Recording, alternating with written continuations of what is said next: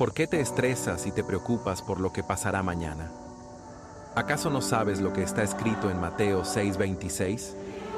Miren las aves del cielo, no siembran, ni cosechan, ni almacenan en graneros. Sin embargo, el Padre Celestial las alimenta. ¿No valen ustedes mucho más que ellas? Dios, que cuida de las aves y hace florecer los campos, también tiene cuidado de ti. Entonces, ¿por qué permitir que la ansiedad y las preocupaciones ocupen tu mente? Si Dios se ocupa de los pequeños detalles de la creación, ¿cuánto más hará por ti, que eres su Hijo amado?